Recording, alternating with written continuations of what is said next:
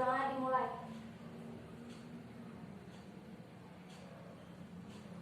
Perjuangan selesai.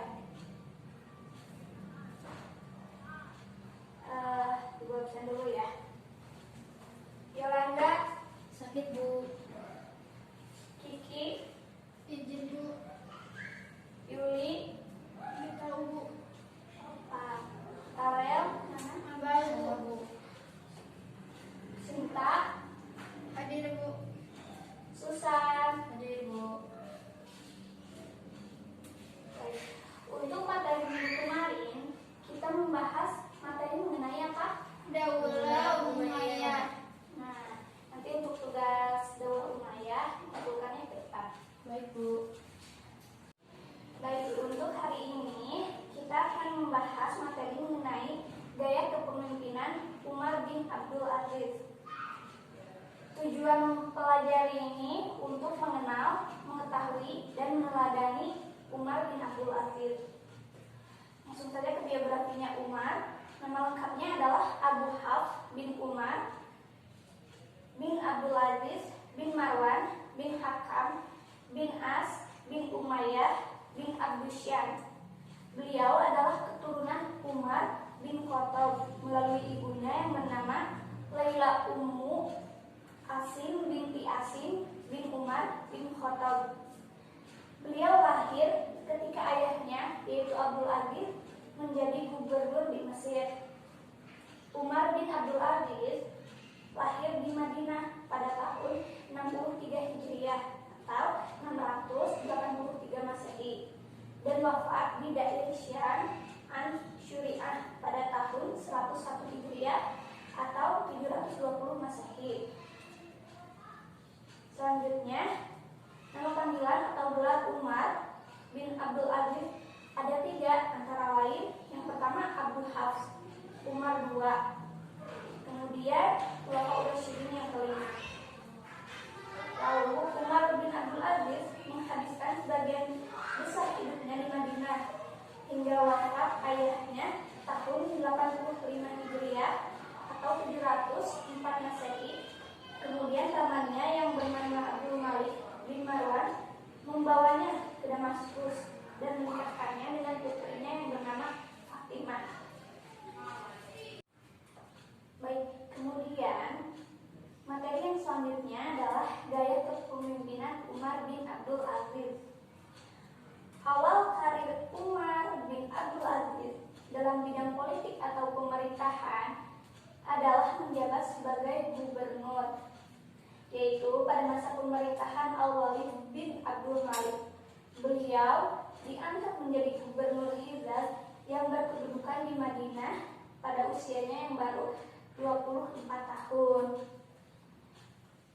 Lalu ketika Masjid Nabawi dibongkar atas perintah Al-Walid bin Abdul Malik untuk diganti dengan bangunan baru yang lebih indah, beliau dipercaya sebagai pengawas pelaksanaan pembangunan itu. Umar bin Abdul Aziz diangkat menjadi khalifah berdasarkan wasiat khalifah dinasti Umayyah sebelumnya, yaitu Sulaiman bin Abdul Malik. Setelah menjadi khalifah, beliau meninggalkan cara hidup bermewah-mewahan dan melakukan cara hidup yang sederhana. Umar bin Abdul Aziz mengembalikan semua harta yang ada pada dirinya ke Baitul Mal. Kemudian, usaha-usaha Khalifah Umar bin Abdul Aziz pada bidang agama yaitu pertama, menghidupkan kembali ajaran Al-Quran dan Sunnah. Yang kedua, menerapkan hukum syariah Islam secara serius dan sistematis. Lalu yang ketiga, mengadakan kerjasama dengan ulama-ulama besar seperti Hasan al-Basri dan Sulaiman bin Umar. Yang terakhir, memerintahkan kepada Imam Muhammad bin Muslim bin Syihab az-Zuhri mengumpulkan hadis-hadis untuk ditulis. Jadi, usaha-usaha dalam bidang agama itu ada 4. Usaha dalam bidang ilmu pengetahuan yang dilakukannya adalah memindahkan sekolah kedokteran yang ada di Iskandariyah, Mesir ke Antakya, Turki dan Haram, Turki.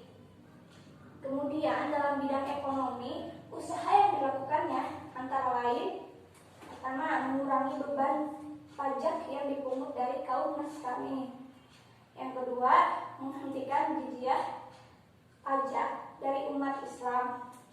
Yang ketiga, membuat aturan mengenai timbangan dan takaran, menghapus sistem kerja paksa, menyediakan tempat penginapan bagi musyafir, menyantuni kafir miskin, memperbaiki tanah pertanian, irigasi, penggalian sumur-sumur, dan pembangunan jalan.